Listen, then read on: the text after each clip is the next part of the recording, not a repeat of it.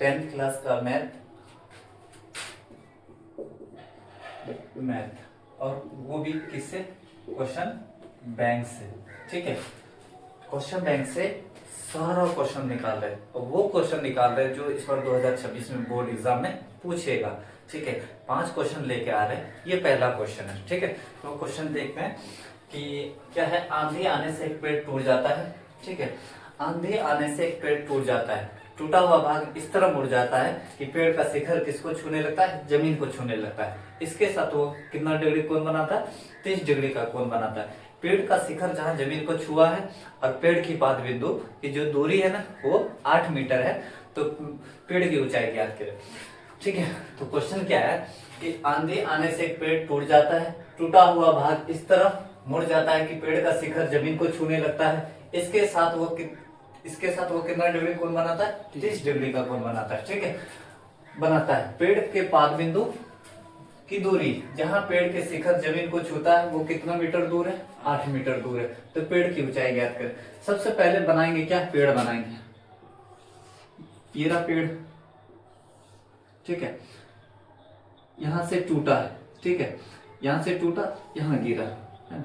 इसका नाम दे दो P, इसका नाम दे दो B, ये A हो गया, ये C हो गया। ठीक है, अब देखिए PB क्या है, P और B, PB पेड़ है।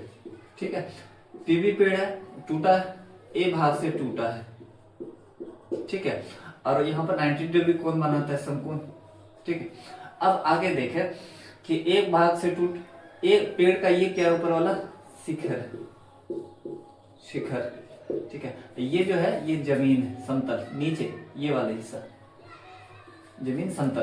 तो पेड़ का शिखर किसको छुआ, जमीन को। ये पेड़ का शिखर जो जमीन को छुआ है और ये पेड़ की कौन सी बिंदु हो गई, पाद बिंदु। ठीक है, पेड़ का शिखर जहां जमीन को छुआ और पेड़ की पाद बिंदु की दूरी है ना वो कितना मीटर है, 8 मीटर है। ठीक है, तो क्या ज्ञात करने के लिए कह रहा है, पेड़ की ऊंचाई ज्ञात करना।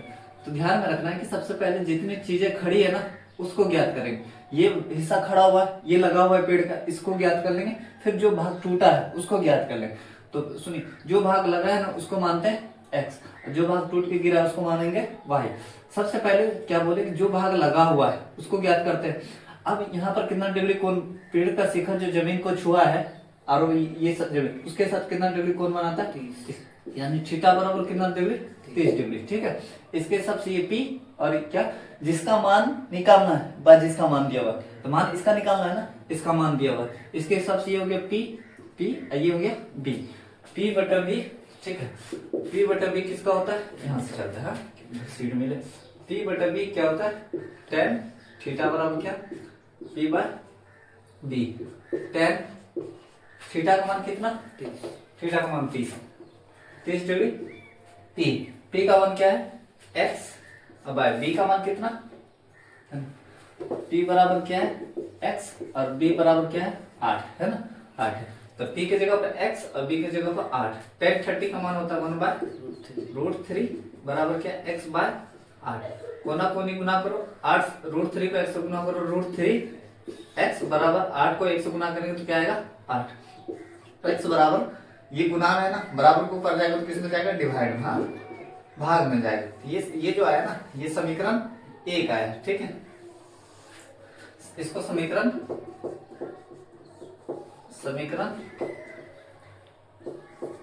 1। ठीक है, अब देखिए ये जो भाग लगा हुआ है पेड़ का वो ज्ञात हो गया। अब कौन सी भाग ज्ञात करनी, जो भाग टूट के गिरा हुआ ये भाग ज्ञात करना। समकोण है यहाँ पर ना, समकोण की सीधी वाली भुजा क्या कहलाती, h कहलाती।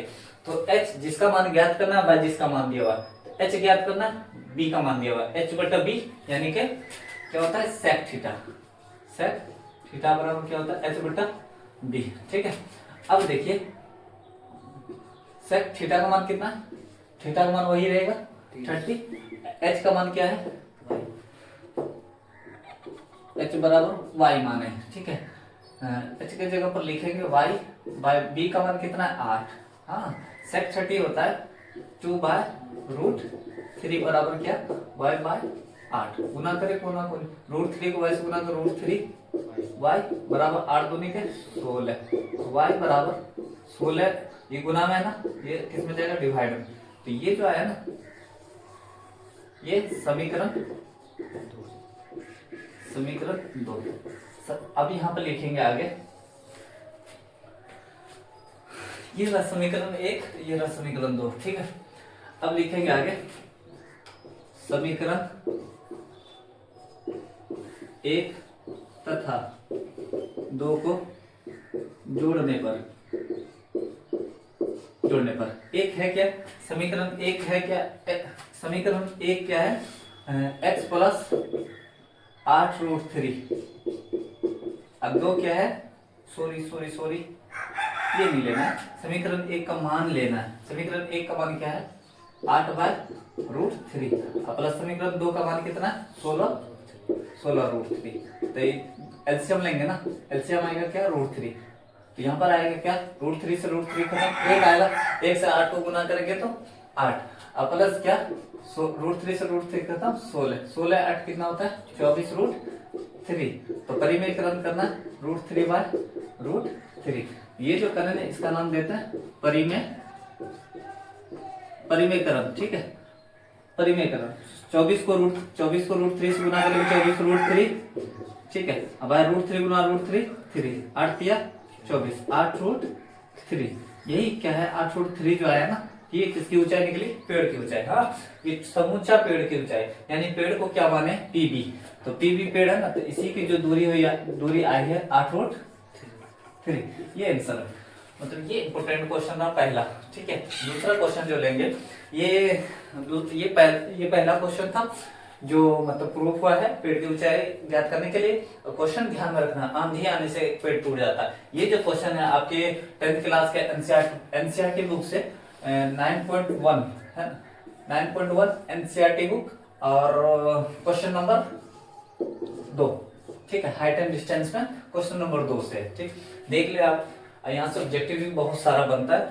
फिलहाल अब ये क्वेश्चन इंपॉर्टेंट है, चाहे तो स्क्रीनशॉट ले सकते हैं, ठीक है। अब अगला क्वेश्चन लेते हैं, क्वेश्चन नंबर 2 लेंगे, पाइथागोरस प्रमेय को क्वेश्चन नंबर 2 में सिद्ध करते हैं, ठीक है। तो फिलहाल नोट कर सकते हैं, ये रहा दूसरा क्वेश्चन, ठीक है। क्वेश्चन बैंक से सारा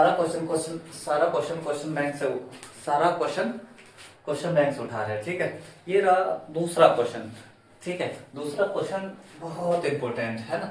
दूसरा क्वेश्चन है क्या, पाइथागोरस प्रमेय को सिद्ध करना है, ठीक है। पाइथागोरस प्रमेय क्या है कि पाइथागोरस प्रमेय जो कहता है ना, सबसे पहले एक समकोण त्रिभुज बनाते हैं,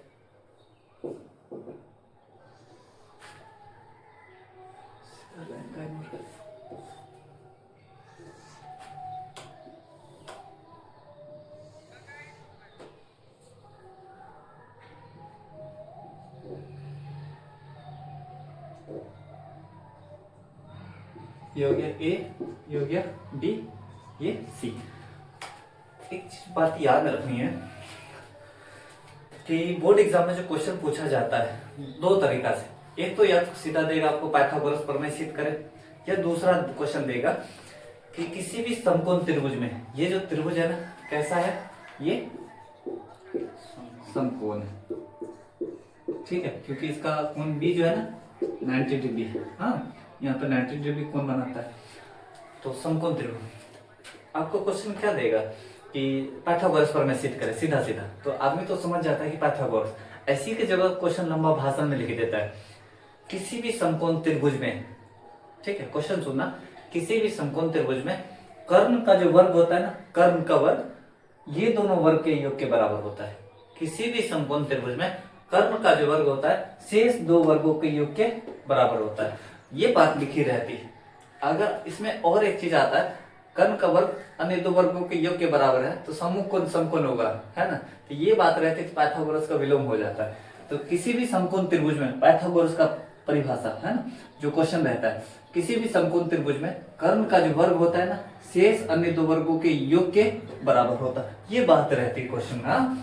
तो क्या है, सबसे पहले कि अब यहां से थोड़ा सा इसमें और काम करना है कि यहां से इसमें लंब डालना है,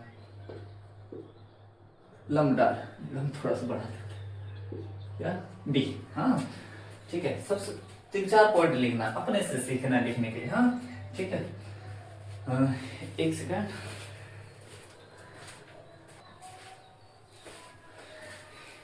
ये कैसा त्रिभुज है? समकोण त्रिभुज है। तो हम प्रूफ क्या करेंगे? पाइथागोरस प्रमेय।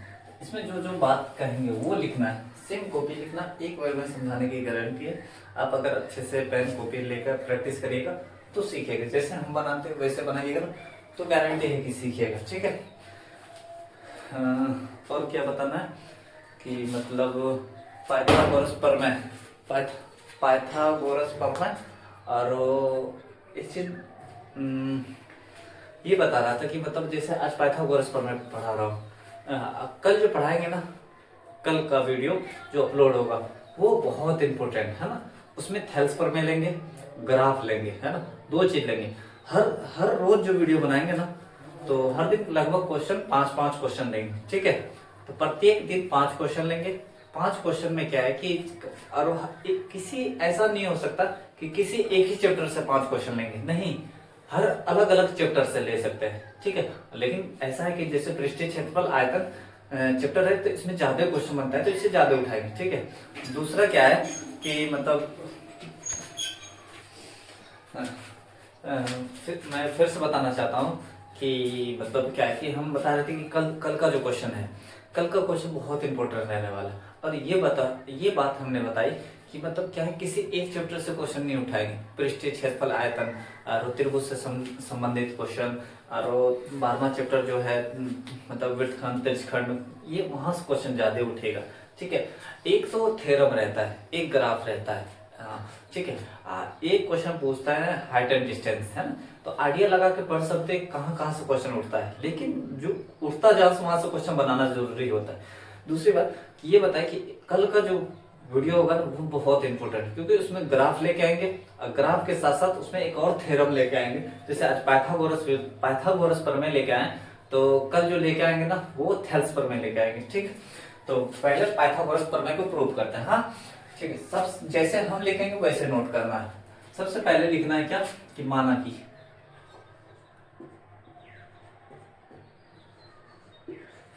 कि क्या एबीसी एक क्या है, ए बी सी एक समकोण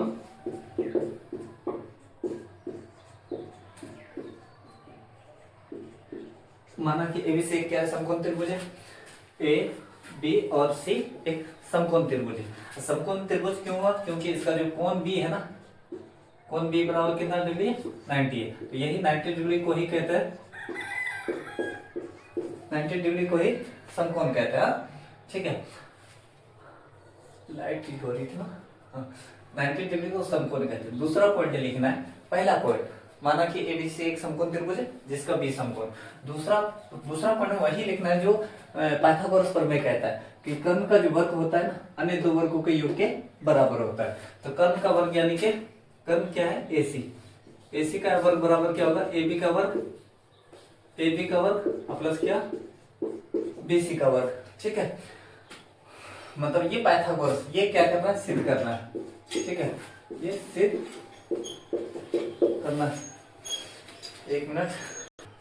तो ये बता रहे थे कि मतलब क्या बता रहे थे कि जैसे कर्ण का जो वर्ग होता है शेष दो वर्गों के योग के बराबर होता है। ठीक है। अब ये बात जो लिखी हुई है ना, कर्ण का वर्ग शेष दो वर्गों के योग के बराबर, यही बात प्रूव करना है। इसी को प्रूव कर दी, यही पाइथागोरस प्रमेय है। ठीक है। इसका यूज बहुत होता है। तीसरा नंबर में देखो, ये सिद्ध करना है। ये अपने से कहां लिखे? यहां से AC का स्क्वायर बराबर AB का स्क्वायर प्लस BC का स्क्वायर। हाँ, तीसरा नंबर में लिखना है रचना। ठीक है। रचना जो हम इसमें काम किए अपने से, रचना में क्या है? सबसे पहले त्रिभुज ABC, त्रिभुज ABC में क्या है? B और D। ठीक है। BD लिखना है। त्रिभुज ABC में BD लंब, इसका मतलब होता है क्या? लंब। हाँ, लंब डाले, BD लंब डाले किस पे? AC पर, है ना, AC पर खींचा। ठीक है। ये लिख सकते हैं। रचना में क्या लिखे? त्रिभुज ABC में B और BD, ठीक है, BD लंब डाले किस पे? AC पर। हो गया इतना। चौथा नंबर में प्रमाण में क्या लिखना है कि त्रिभुज लेके चलने। प्रमाण जब भी शुरू करना प्रमाण से तो त्रिभुज पकड़ना होगा आपको। सबसे पहले एक बड़ा त्रिभुज लेना है, एक छोटा त्रिभुज लेना है। ठीक है, बड़ा त्रिभुज ए बी सी, और छोटा त्रिभुज में क्या लेना है कि छोटा त्रिभुज ये वाली त्रिभुज। ठीक है, तो ए अपनी जगह पर रहेगा। हाँ, सबसे पहले ए बी सी बड़का त्रिभुज, उसके बाद छोटा त्रिभुज लेना है। छोटा त्रिभुज में ए अपनी जगह पर रहेगा। छोटा त्रिभुज में एक बात याद रखनी, डी को समकोण बनाना है। तो देखिए ए अपनी जगह पर, डी को समकोण ले आए तो ये बचा ना, क्योंकि ये त्रिभुज बी यहाँ पर आ जाएगा, तो बी यहाँ पर। बस त्रिभुज निकालने के लिए सीखना है। त्रिभुज किस में चलना है? त्रिभुज ए बी सी, और किस में? और त्रिभुज ए डी बी में। ठीक है, तो देखिए ए यहाँ पर है और ए यहाँ पर, दोनों जगह ए है ना, तो इसमें क्या है कि ए एक ही जगह पर है, तो ए उभयनिष्ठ, यानी कि ए एक ही स्थान पर है ना। ठीक है, अब देखिए पाइथागोरस प्रमेय में ये कहता है कि कर्ण का जो वर्ग होता है ना, शेष दो वर्गों के योग के बराबर होता है। ठीक है, अब देखिए कि पहले हम क्या करें कि इसका भुजा इसके साथ बराबर कर दे, इसका भुजा इसके साथ, है ना। ठीक है, तो यहाँ पर है क्या? ए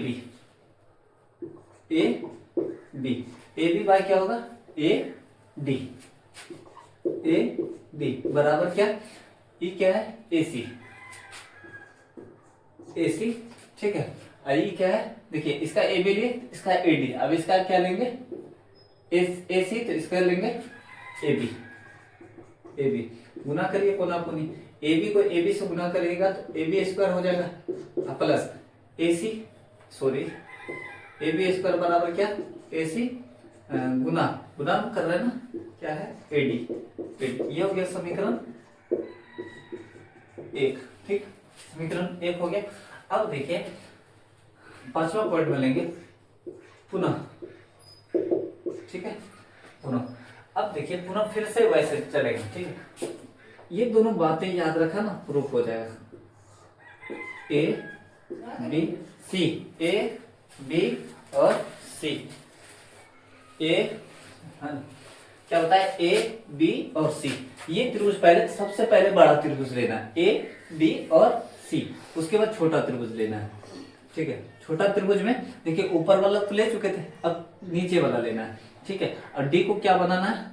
डी को समकोण, तो बी ऊपर जाएगा, डी को समकोण बनाना है तो बी ऊपर जाएगा और सी अपनी जगह पर रहेगा। त्रिभुज निकालने के लिए सीख जा, हो गया। ठीक है, सबसे पहले क्या है? त्रिभुज किस में चल रहा हूं? त्रिभुज ए बी सी, और किस में? त्रिभुज A D B D, oh sorry B D C, हाँ सही तो, बी डी सी में, त्रिभुज ए बी सी और बी डी सी में। ठीक है, इसमें चल रहा है, तो ये भुजा हम इसके बराबर कर चुके थे, ये भुजा इसके, अब ये भुजा किसके बराबर करेंगे? इसके, ये भुजा इसके, क्योंकि इसका वर्ग इसके बराबर हो चुका है, इसका वर्ग इसके बाकी, तो बी सी। ठीक है, इसका आधार क्या है? B C. अब बी सी बाय क्या? नीचे में क्या? डी सी बराबर, ऊपर देखो B C by D C. अब यहाँ पर क्या लेंगे? ए सी बाय, देखिए ये भुजा लेंगे ए सी, और ये क्या है? बी सी, तो ए सी बाय क्या? B C. ठीक है, ए सी बाय बी सी, गुना करो कोना कोनी, तो बी सी गुना बी सी क्या होगा? बी सी स्क्वायर बराबर ए सी गुना बी सी। ठीक है, देखिए बी सी से बी सी को गुना के बी सी स्क्वायर हो गया, ए सी गुना बी सी। ये जो आया है, ये क्या आया? समीकरण क्या? 2, है ना। समीकरण 1 और 2, समीकरण 1 यहाँ पर, 2 यहाँ पर। ठीक है, अब समीकरण 1 और 2 को क्या करने पर? समीकरण 1 तथा 2 को जोड़ने पर, है ना। समीकरण 1 तथा 2 को जोड़ने पर, समीकरण 1 तथा 2 को जोड़ने पर। और ये बात याद, इस त्रिभुज में सबसे बड़ी जो बात है ना प्रूव करने के लिए, ये दोनों त्रिभुज निकालना है। ये निकालना हो गया ना तो एक बार में सीख जाएंगे, गारंटी इस बात की, ये आप सीख जाए। बाकी 3 बात तो आपको ऐसे आसान लगी होगी। एक दोनों पकड़ना है कैसे? सबसे पहले ए बी सी लेना है, उसके बाद ऊपर वाला लेना है, फिर से ए बी सी लेना, नीचे वाला लेना, जोड़ने पर। अब देखिए जोड़ने से पहले ये बात ध्यान में रखना है कि पाइथागोरस प्रूफ में क्या करना है? ए सी का स्क्वायर बराबर ए बी का स्क्वायर प्लस BC का स्क्वायर। तो ये प्रूव करना है, लेकिन दो चीज समीकरण एक को देखने पर AB का स्क्वायर और समीकरण दो को देखने पर BC का स्क्वायर आ चुका है। तो इसको जो आ चुका है उसको पहले लिखते हैं, AB का स्क्वायर प्लस BC का स्क्वायर बराबर। थोड़ी सी चीजें शॉर्ट करते हैं, क्यों लंबा लेके जाना। हाँ, प्रूव करो यहीं पर लिखो उतने ही नंबर मिलेगा। ठीक है, यहाँ पर लिख दिया ना जोड़ने पर, तो हो गया। समीकरण एक दो में देखो कि क्या कॉमन है, AC कॉमन है दोनों में। तो AC गुना क्या, AC, तो AB स्क्वायर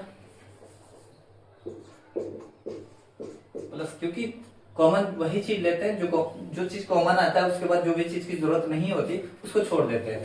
तो AB स्क्वायर प्लस क्या, BC स्क्वायर, AC गुना AC क्या होगा, AC स्क्वायर। तो इसको ऐसे लिख सकते हैं, AC स्क्वायर बराबर AB स्क्वायर प्लस क्या, BC स्क्वायर। ये रहा पाइथागोरस प्रमेय। ठीक है, ये रहा पाइथागोरस प्रमेय, क्वेश्चन नंबर 2 है। अब इसके बाद अगला क्वेश्चन है, अगला क्वेश्चन नंबर 3 देखिए। क्वेश्चन नंबर 3 जो होगा वो पृष्ठीय क्षेत्रफल, क्वेश्चन नंबर 3 और 4 जो होगा वो पृष्ठीय क्षेत्रफल आयतन से होगा, है मतलब 10th class math chapter 13 chapter से होगा। और वो हम बुक से नहीं देख रहे, क्वेश्चन लेके आ गए कहां से, क्वेश्चन बैंक से। आपको हम क्वेश्चन बैंक दिखाना चाहते हैं कि ये 2026 के लिए बहुत बेहतर साबित होने वाला है क्वेश्चन बैंक। आप अगर तैयारी करना चाहते हैं ना, तो ये क्वेश्चन बैंक से लेकर तैयारी कर सकते हैं। हाँ, और इसी से क्वेश्चन उठा रहे हर पेपर का, जैसे एक जावेद सर वो पढ़ा रहे, इसे मतलब क्या SST का पूरा क्वेश्चन सोल्व करा रहे हैं, हम इसे मैथ का सब्जेक्टिव सोल्व करा रहे हैं। ठीक है, अब लेके आते हैं क्वेश्चन नंबर 3। पिछले 2 क्वेश्चन हो गया था, अब तीसरा क्वेश्चन लेके चलते हैं। ठीक है, तो तीसरा क्वेश्चन जो है, तीसरा क्वेश्चन क्या है, लकड़ी का एक ठोस बेलन के प्रत्येक सिरे पर एक अर्धगोले को खोदकर एक वस्तु बनाया जाता है यदि बेलन की ऊंचाई 10 सेंटीमीटर है और बेलन की आधार की त्रिज्या 3.5 सेंटीमीटर है, तो बने ठोस का पृष्ठीय क्षेत्रफल और आयतन ज्ञात करें। दोनों बात कहती है इसमें। फिर से क्वेश्चन रिपीट कर रहा हूं कि क्या है, लकड़ी का एक ठोस बेलन के प्रत्येक सिरों पर एक अर्धगोले के आकार का है। ठीक है, अर्धगोले को खोदकर एक वस्तु बनाया जाता है यदि बेलन की ऊंचाई कितना है, 10 सेंटीमीटर, और क्या है, बेलन के आधार की त्रिज्या कितनी है, 3.5 सेंटीमीटर। तो बने ठोस का पृष्ठीय क्षेत्रफल और क्या ज्ञात करें, आयतन ज्ञात करें। ठीक है, तो दोनों चीज ज्ञात करते हैं। तो सबसे पहले क्या है कि यहाँ पर देखे क्या है कि यहाँ पर कोई ये एक तंबू है ना, तंबू कोई काट इतना बड़ा काट है, उसको काट लिया जाता है और उसको खोदा जाता है। ठीक है, ऊपर से ऐसे खोद के निकाला जाता है। अब ऊपर में जो खोद के निकाला गया है तो इस प्रकार का निकाला गया है। ठीक है, खोद के ऊपर में भी ऐसे खोदा गया है और नीचे में भी। ठीक है, नीचे। अब ये देखिए, इसको और इसको जब जोड़ देंगे ना, ये पूरा गोला हो जाएगा। ठीक है, अब देखिए ये इसका नाम क्या है, अर्धगोला है, ये भी अर्धगोला है। तो ऊपर का हिस्सा इतना दूर खोद के क्या है कि निकाल लिया गया, नीचे से भी क्या है कि निकाल लिया गया। ठीक है, अब यहाँ पर देखिए ये हिस्सा खोद के निकाला है, ये हिस्सा खोद के निकाल दिया है। ये टोटल है क्या, टोटल क्या है, बेलन। तो ये बेलन की देखिए यहाँ पर क्या है कि बेलन की ऊंचाई, तो बेलन की ऊंचाई कितनी दी हुई, 10 सेंटीमीटर।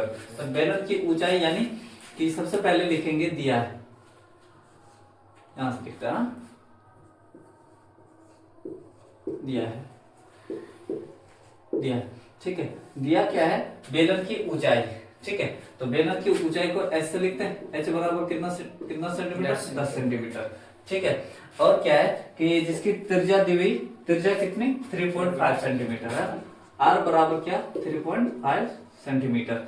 अब ये जो त्रिज्या दी हुई है इसको एक और तरीका से लिख सकते हैं, 7/2 भी लिख सकते हैं। ठीक है, जो त्रिज्या दी हुई है बेलन की, आप या तो बेलन की त्रिज्या बोले या तो अर्धगोला की त्रिज्या बोले, दोनों की त्रिज्या मतलब सेम होगा। क्योंकि अब देखिए ये क्या है, केंद्र है, यहां से यहां तक की दूरी त्रिज्या, ये बेलन है, बेलन की भी त्रिज्या सेम होगी, बेलन की त्रिज्या यहां से यहां तक होगी और अर्धगोला की त्रिज्या यहाँ से यहाँ तक होगी। ठीक है, अब देखिए यहाँ पर आगे क्या, ये अर्धगोला और बेलन दोनों की त्रिज्या सेम होगी। दूसरा क्या है कि ये भी दूरी वही है, त्रिज्या ही है। ठीक है, यहाँ से यहाँ तक दूरी 7 सेंटीमीटर, यहाँ से यहाँ तक की दूरी 7 सेंटीमीटर। जो सब चीजें दिया हुआ है वो सब लिखिए। सबसे पहले क्या है कि एक कोई तंबू है, उसको ये तंबू है, कोई ठोस है, इसमें से एक अर्धगोला ऊपर निकाल लिया गया, दूसरा अर्धगोला नीचे निकाल लिया है। ये बेलन की जो हाइट ऊंचाई दी हुई ना वो कितना सेंटीमीटर है, 10 सेंटीमीटर। ठीक है, और त्रिज्या कितनी दी हुई, 3.5 सेंटीमीटर। 3.5 लिखो या उसके जगह पर कितना लिखो, 7/2 सेंटीमीटर, है ना। 7/2 का मतलब यही होता है 3.5 सेंटीमीटर। तो इसका क्या कहता है, सबसे पहले ज्ञात करने के लिए कहता है ठोस का पृष्ठीय क्षेत्रफल।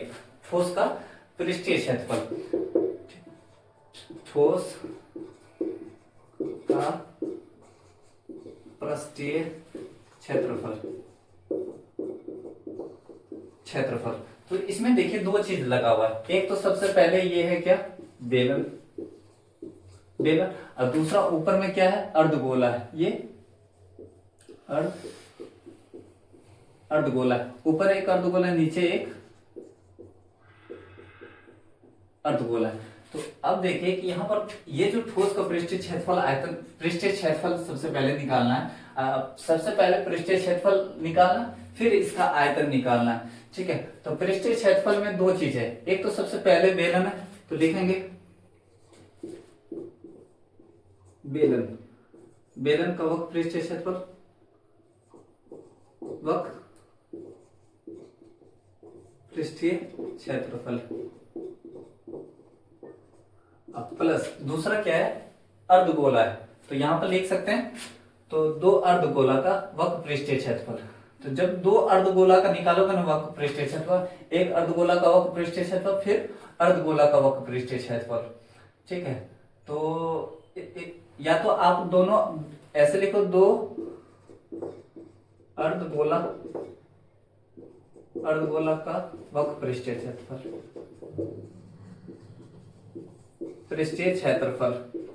ठीक है, या आप चाहे तो ये लिख सकते हैं कि एक अर्धगोला ऊपर खोद के निकाला जाता है, एक अर्धगोला नीचे खोद के निकाला जाता है। तो सीधा सीधा आप लिख सकते हैं कि मतलब ये पूरा बेलन का वक्र पृष्ठीय क्षेत्रफल माइनस क्या, दो अर्धगोला का वक्र पृष्ठीय क्षेत्रफल। ठीक है, तो बेलन का वक्र पृष्ठीय क्षेत्रफल होता है 2πr/h होता है। ठीक है, अर्धगोला का वक्र पृष्ठीय क्षेत्रफल क्या होता है, तो 2 इंटू है, दो अर्धगोला है ना, एक अर्धगोला ऊपर है, एक अर्धगोला नीचे है, तो दो अर्धगोला का वक्र पृष्ठीय क्षेत्रफल। ठीक है, अर्धगोला का वक्र पृष्ठीय 2πr² होता है। ठीक है, अब यहाँ पर देखें तो इसको सेम लिखो, 2πr/h लिखो, प्लस क्या, 2 दूनी 4πr²। हम पहले ही बता चुके थे कि आपको या तो ऐसे लिखो, दो अर्धगोला का वक्र पृष्ठीय क्षेत्रफल, तो अर्धगोला का वक्र पृष्ठीय क्षेत्रफल होता है 2πr²। इसको 2 से गुना कर देंगे क्योंकि अर्धगोला है कितना, दो खोद के निकाले। या तो आप एक अर्धगोला ऊपर लो, खोद के निकालो, एक नीचे, तो दोनों को जोड़ोगे तो गोला बनेगा। और गोला का कुल पृष्ठीय क्षेत्रफल होता है 4πr²। ठीक है, ये होता है, वही बात यहाँ पर आई। तो फिलहाल कॉमन लेंगे, कॉमन क्या है, 2 भी कॉमन है, पाई भी कॉमन और आर भी कॉमन। 2πr कॉमन हो गया, बचा क्या, बचा h, यहाँ पर 2πr कॉमन हो गया तो h बचा है। अब प्लस यहाँ पर देखिए 2 कॉमन है, तो 2 दूनी 2 बचेगा। ठीक है, पाई भी कॉमन है और आर भी कॉमन, पाई आर से पाई आर कटेगा, तो पाई तो बाहर ही हो गया यहाँ पर, लेकिन डबल आर है तो एक आर यहाँ पर बचेगा। ठीक है, तो बचेगा, तो यहाँ पर देखिए 2 अपनी जगह पर रहेगा, पाई का वैल्यू होता है 22/7 इंटू आर के जगह पे क्या लिखेंगे, या तो 3.5 लिखो या 7/2, लेकिन आसानी के लिए क्या लिखेंगे, 7/2 लिखेंगे। ठीक है, और क्या है, h क्या है, बेलन की ऊंचाई या तो आप यहाँ देखें या तो फिर यहाँ पर देखें, तो बेलन की ऊंचाई कितनी, 10 सेंटीमीटर प्लस 2 इंटू आर का मान कितना दिया हुआ है, तो आर का मान 7/2, 7 से 7 कटेगा, 2 से 2 कटेगा। ठीक है, और यहाँ पर 2 से 2 कटेगा, यहाँ पर बचा क्या, 22। ठीक है, 10 + 7 कितना होता है, 17। 22 इंटू 17 कितना होता है, लगभग 374, 22 इंटू 17, 374 सेंटीमीटर स्क्वायर। ठीक है, 22 इंटू 17, 374 सेंटीमीटर स्क्वायर। ये इसका क्या है कि वक्र पृष्ठीय क्षेत्रफल निकला। किसका वक्र पृष्ठीय क्षेत्रफल? तो ये ठोस का वक्र पृष्ठीय क्षेत्रफल। यहाँ से दो क्वेश्चन बनता है। एक क्वेश्चन क्या, दो क्वेश्चन बोला है इसलिए ये क्वेश्चन इंपोर्टेंट हो गया है। एक क्वेश्चन बोला है कि इसका वक्र पृष्ठीय क्षेत्रफल ज्ञात करें और दूसरा क्वेश्चन बोला है कि इसका आयतन ज्ञात करें। ठीक है, तो सबसे पहले इसका निकालें क्या, वक्र पृष्ठीय क्षेत्रफल। वक्र पृष्ठीय क्षेत्रफल जो आया वो 374 सेंटीमीटर स्क्वायर। सेंटीमीटर में आंसर रहता है तो सेंटीमीटर स्क्वायर में आता है। तो आप ले सकते हैं स्क्रीनशॉट। ठीक, तो हो गया, स्क्रीनशॉट ले लिए। इसको मिटाते हैं, यहां से मिटेगा। ठोस का पृष्ठीय, ठीक है, ये भी मिटा देते हैं।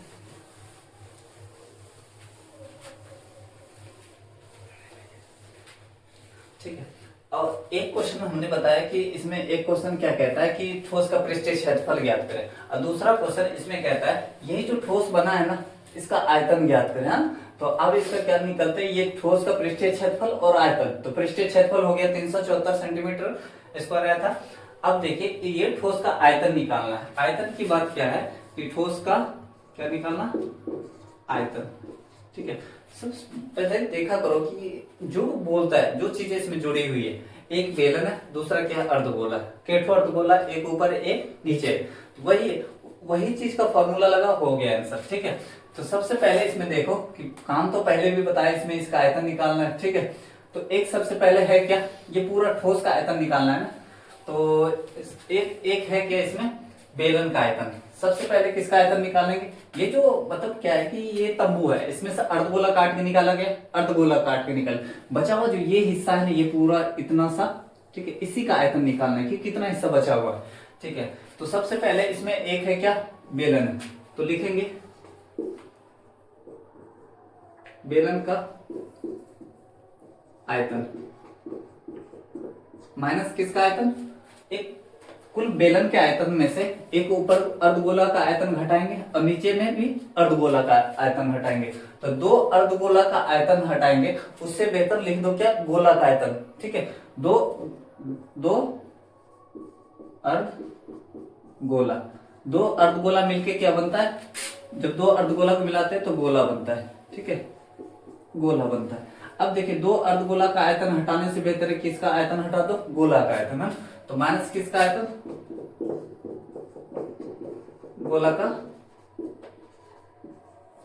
आयतन। हाँ, तो बेलन का आयतन ही होता है, बेलन का आयतन पाई आर स्क्वायर एच। ठीक है, माइनस गोला का आयतन होता है 4/3 पाई आर क्यूब। ठीक है, अब यहां पर पहले सबसे पहले देखते हैं कॉमन क्या है। एक पाई कॉमन है, दूसरा आर कॉमन है, आर स्क्वायर कॉमन है। ठीक है, तो एक पाई कॉमन ले लेते हैं, यहाँ पर आर स्क्वायर है, यहाँ आर क्यूब है, तो आर स्क्वायर कॉमन हो जाएगा। ठीक है, यहाँ पर देखिए पाई आर स्क्वायर कॉमन आया तो बचा क्या, एच। ठीक है, ओ माइनस, बीच में क्या है माइनस, तो माइनस का साइन देंगे। 4/3 पाई तो कॉमन हो गया, यहाँ पर आर क्यूब है तो आर स्क्वायर हो कॉमन आ गया है ना, तो बचेगा क्या, सिर्फ आर बचेगा। ठीक है, पाई का वैल्यू कितना, एक चीज और यहाँ पर नोट लिख सकते हैं कि पाई, हर कोई को पता भी रहता है पाई का वैल्यू जो होता है 22/7 रहता है। हाँ, ठीक है, पाई के जगह पर 22/7 इंटू आर स्क्वायर है। ठीक है, तो आर स्क्वायर, आर का मान कितना है 7/2, तो स्क्वायर का मतलब डबल वाला लिखेंगे 7/2। ठीक है, एच का मान कितना है, बेलन की ऊंचाई कितनी, 10 सेंटीमीटर। ठीक है, तो बेलन की ऊंचाई की जगह 10 माइनस 4/3 इंटू आर का मान कितना है, आर का मान 7/2 सेंटीमीटर। ठीक है, अब यहां से कर सकते हैं, 7 से 7 कटेगा, 2 से कटेगा, 11 दूनी 22, हाँ 11 सते 77, 77/2 बचा। ठीक है, यहां पर देखो 10 माइनस और वो काट सकते हैं, काट ऐसे करते हैं ना, 1 मिनट है ना, 7 चौके 28, ठीक है, 7 चौके 28 माइनस क्या 3 दूनी 6, इतना हो गया। अब इसका क्या है, भिन्न का घटाव बन रहा है तो भिन्न का घटाव बनाते हैं, हो गया बस आंसर। 77/2 है, इसके नीचे 1 लगा, एलसीएम 6 ले लो ना, तो यहाँ से काट के आसान बना सकते हैं, ठीक है। 2 दूनी 4, 7 दूनी 14, आसान बना लेते हैं, ठीक है। कितना 11 7 77 था, 77 बटे कितना 2, ठीक है। 2 दूनी 4 कटा, 10 माइनस का 7 दूनी 14, बाई कितना 3, ठीक है। अब एलसीएम लीजिए, कितना 77/2, इसके नीचे 1 लगा, एलसीएम कितना 3, 1 से 3 कटेगा, 1 से 3 बार में डिवाइड होगा, 1 से 3 में डिवाइड होगा, 3 बार में लगेगा, 3 से 10 को गुना करोगे तो कितना होगा 30, 10 दिया 30, माइनस 3 से 3 खत्म, कितना 14, आगे का काम यहाँ कर देते, ठीक है। कितना है 77/2, 30 में से 14 जाएगा तो 16/3, नहीं कट रहा है, ये कट रहा है, 8 दूनी ब्रैकेट का निशान हटाए तो गुना का निशान दिए, 8 दूनी कितना 16, 8, तो 77 इंटू कितना 8/3 आएगा, ठीक है। तो 77 इंटू 8/3, एक कट रहा है, नहीं कट तो नहीं रहा है, अब इसको गुना कर ले, 77 8 कितना होता है, ठीक है। 77 8 616, 616 बाई कितना 3, जब इसको डिवाइड दोगे ना तो 205.33, ठीक है, 205.33, ठीक है, ये आया। अब देखिए 77 8, ये तो ये सब तो आसान बात है अपने से, 77 को 8 से इंटू करोगे तो कितना आएगा 616, बाय कितना है 3 है, उतना समय है नहीं करके बताए है ना, क्योंकि शॉर्ट में बनाना होता है। 77 8 616 बाय 3 है, जब इसको हम काटे भाग दिए, ठीक है, तो वो कितना आया 205.33 आया। तो ये दोनों चीज हो गया। एक बोलता था कि इससे पहले जो आया कि इससे पहले मैं बताया कि ठोस का पृष्ठीय क्षेत्रफल, तो ठोस का पृष्ठीय क्षेत्रफल आया 374 सेंटीमीटर स्क्वायर। इसी का बोला कि आयतन क्या आया 205.33 आया। तो ये इसका भी आप स्क्रीनशॉट चाहे तो ले सकते हैं, ये रहा, ठीक है। ये अगला क्वेश्चन है, क्वेश्चन नंबर 4, ठीक है। क्वेश्चन नंबर 4 क्या है कि ये जो है ये भी क्वेश्चन बैंक से ही, ठीक है। और क्वेश्चन नंबर 4 जो है ना, ये पृष्ठीय क्षेत्रफल आयतन से क्वेश्चन उठाया हुआ है, ठीक है। ये बात ध्यान रखनी। तो क्वेश्चन है क्या, कोई बर्तन एक खोखले अर्धगोले के आकार का है जिसके ऊपर एक खोखला बेलन अध्यारोपित है। अर्धगोले का व्यास 14 सेंटीमीटर है ना। इस बर्तन की कुल ऊंचाई 13 सेंटीमीटर है। तो इस बर्तन की आंतरिक पृष्ठीय क्षेत्रफल ज्ञात करें। कोई अर्धगोला है, एक खोखला है, ठीक है, यही बात क्वेश्चन में। अर्धगोला है, खोखला है, ऊपर क्या रखा हुआ है, खोखला अर्धगोला भी, खोखला क्या रखा हुआ है, बेलन भी, ठीक है। एक कटोरा देख ले, खोखला रहता है अंदर से, कोई डिब्बा ले ले कि जो अंदर से खोखला, उसको क्या करा, इस पर लाके रख दिया गया, ठीक है। ये जो अर्धगोला है ना, अर्धगोला का व्यास यानी यहाँ से यहाँ तक की दूरी, यहाँ से लेके यहाँ तक की दूरी कितनी है 14, यानी कि डी का मान कितना 14, इसी को कहते हैं व्यास, ठीक है। अर्धगोले का व्यास कितना है 14 सेंटीमीटर।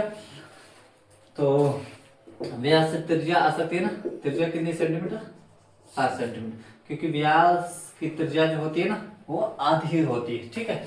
अब देखिए इस बर्तन की जो कुल ऊंचाई है ना, यहाँ से यहाँ तक की ऊंचाई, ठीक है, वो कितना दिया हुआ है क्वेश्चन में 13 सेंटीमीटर, ठीक है, यहाँ पर दिया हुआ है, ये व्यास दिया हुआ है, ठीक है। सबसे बड़ी बात यह होती है फिगर समझना, फिगर पकड़ लिए सोल्व कर लीजिए। दो बात, एक फिगर समझ जाइए, फिगर पर पुट करिए, उसके बाद फॉर्मूला याद होना चाहिए, ठीक है, फिर आप बना सकते हैं। इस बर्तन का मतलब क्या है कि बेलन और अर्धगोला जब दोनों को मिलाते हैं ना, तो इसकी कुल ऊंचाई कितनी 13 सेंटीमीटर। तो अब इसकी कुल ऊंचाई 13 सेंटीमीटर, हमको बेलन की ऊंचाई पता है नहीं, बेलन की ऊंचाई पता नहीं, लेकिन इसकी ऊंचाई से हम क्या निकाल सकते हैं, बेलन की ऊंचाई निकाल सकते हैं। तो कुल ऊंचाई है कितना 13 सेंटीमीटर, ठीक है। अब यहाँ पर देखिए ये क्या है, अर्धगोला का केंद्र है। और केंद्र से यहाँ ये नीचे परिधि, केंद्र से केंद्र और ये वाली लाइन परिधि होती है। तो केंद्र से परिधि को मिलाने वाली लाइन त्रिज्या होती है। तो ये त्रिज्या होगा तो ये भी त्रिज्या ही होती है, केंद्र से कहीं भी मिलाओ सारी दूरी बराबर। हमको अर्धगोला की जो हाइट है ना वो पता चल गया। अर्धगोला की हाइट कितनी है? अर्धगोला की हाइट कितनी? एक सेकंड। अर्धगोला की जो हाइट है ना, तो क्या है कि मतलब कोई थोड़ा सा गेस्ट आया हुआ वही सुनिए। ये अर्धगोला का जो है ना हाइट है, अर्धगोला का हाइट कितना है? 7 सेंटीमीटर। देखिए ये और ये दोनों दूरी बराबर है, तो अर्धगोला की हाइट कितनी हो गई? 7 सेंटीमीटर। ठीक है। अब देखिए कुल ऊंचाई, इस बर्तन की कुल ऊंचाई कितना है? 13 सेंटीमीटर। हम बर्तन के कुल ऊंचाई में से अर्धगोला की ऊंचाई घटा लेंगे, है ना, तो बेलन की ऊंचाई बचेगा कि बर्तन के कुल ऊंचाई में से अर्धगोला की ऊंचाई घटाना।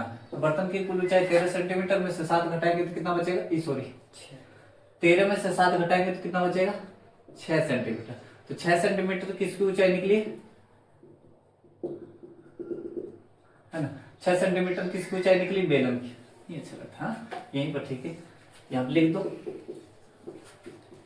बेलन की ऊंचाई यानी h बराबर कितना? 6 सेंटीमीटर। हाँ 6 सेंटीमीटर। और कुछ नहीं, और कुछ नहीं। क्वेश्चन में कहता है ज्ञात करने के लिए ये बर्तन का आंतरिक पृष्ठीय क्षेत्रफल है ना, तो सॉल्यूशन, ठीक है, बर्तन का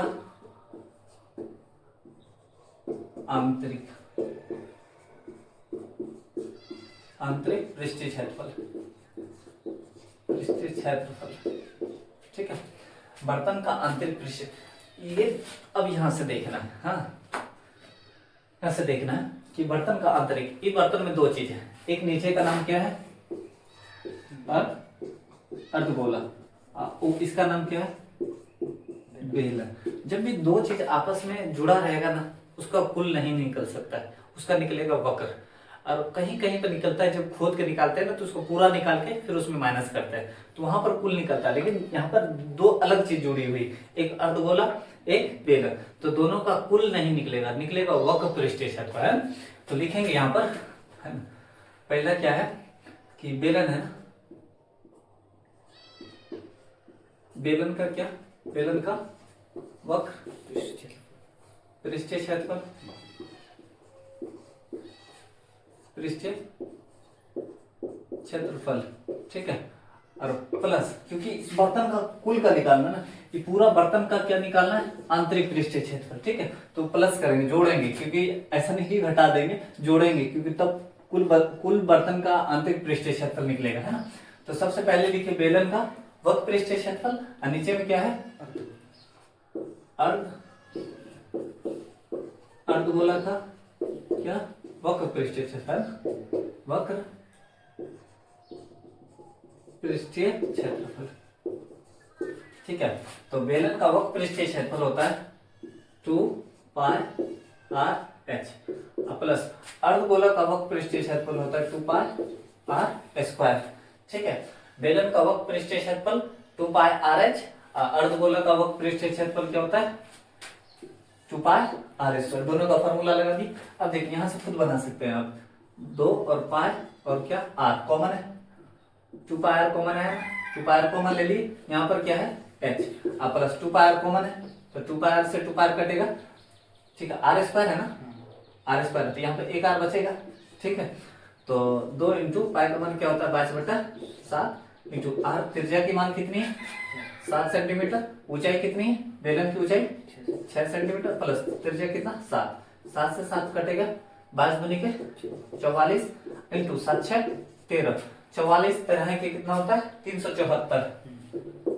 374 सेंटीमीटर स्क्वायर। हाँ 574, एक मिनट गुना करके देख लेते हैं। 44 इंटू 13, 44 इंटू 13 572 होता है, सॉरी 572। वो अगला क्वेश्चन है जो, ये क्वेश्चन नंबर 4 है ना, इससे पीछे जो क्वेश्चन है ना, उसका जो इंटू कर देते ना, उसमें 372 74 आया होगा। तो 44 इंटू, जब 44 इंटू 13 करोगे ना, तो आएगा 572 सेंटीमीटर स्क्वायर। ठीक है, हम तो डायरेक्ट अंदाजे लिखे तो आप चाहे तो गुना कर ले, यहाँ तक कर दे तो आप गुना खुद से भी कर सकते हैं ना, तो आंसर तो सेंसर सही है, क्या है, ठीक है। ये रहा ये क्या बोला कि इस बर्तन का, ये जो बर्तन है, ये जो शेप है, इसका आंतरिक पृष्ठीय क्षेत्रफल ज्ञात करने के लिए जो बोला था कि उसका आंतरिक पृष्ठीय क्षेत्रफल कितना है, 572 सेंटीमीटर। सेंटीमीटर में रहेगा तो सेंटीमीटर स्क्वायर में आएगा आंसर, ठीक है। तो ये क्वेश्चन नंबर कितना हो गया, क्वेश्चन नंबर 4 हो गया। अब क्वेश्चन नंबर 5 लेते हैं अगला, ठीक है।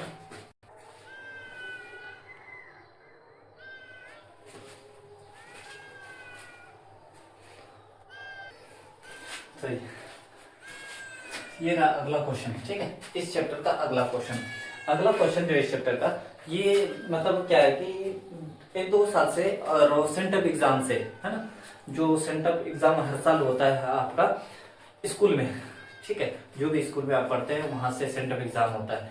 तो ये क्वेश्चन उस अनुमान पे, एक प्रीवियस ईयर क्वेश्चन देखने का अनुमान पे, एक सेंटअप एग्जाम देखने के अनुमान पे ये लगाया गया। यहाँ से क्वेश्चन हर साल एक क्वेश्चन बनती है, हाँ, ठीक है। आप इसको सीख गए तो 5 नंबर आपका फिक्स है, एक ग्राफ सीख गए तो एक 5 नंबर आपका फिक्स है। 2 क्वेश्चन, एक ग्राफ से 5 नंबर, एक यहाँ से 5 नंबर फिक्स हो जाता है।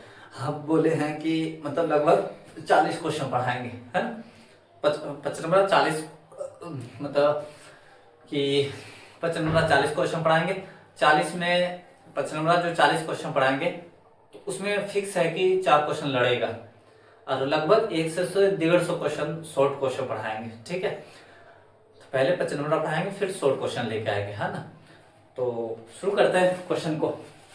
तो ये जो लेके आए इसमें याद करना है किस बहुलक, और ये चीज हम शुरू में भी बोले थे, हम जो पढ़ा रहे हैं ये क्वेश्चन बैंक्स पढ़ा रहे हैं, ठीक है, क्वेश्चन बैंक को एनालिसिस करके वहां पढ़ा रहे हैं। ये आप चाहे तो इसको बुक में भी खोज सकते हैं, 14 पॉइंट ठीक है 14.2 का क्वेश्चन नंबर पहला है ये, ठीक है। बहुलक निकालना, क्या पढ़ रहा है, बहुलक। तो बहुलक में याद रखनी है कि जिस वर्ग की बारंबारता सबसे अधिक हो तो वो वर्ग जो होता है ना बहुलक वर्ग होता है। जिस वर्ग की बारंबारता सबसे अधिक हो तो वो बहुलक वर्ग होता है। जैसे इसमें सबसे अधिक, ठीक है, इसमें सबसे अधिक क्या है, 23 है ना, तो इसको आप चाहे तो बारंबारता भी लिख सकते हैं, बारंबारता, ठीक है। ये आयु वर्षों में, ये रोगियों की संख्या है, तो इसमें सबसे ज्यादा क्या है, 23 है, तो ये मेरा बहुलक हो गया। तो जिस वर्ग की बारंबारता सबसे अधिक हो वो बहुलक वर्ग कहलाता है। ये तो मेरा बहुलक, ये बहुलक वर्ग है, ठीक है।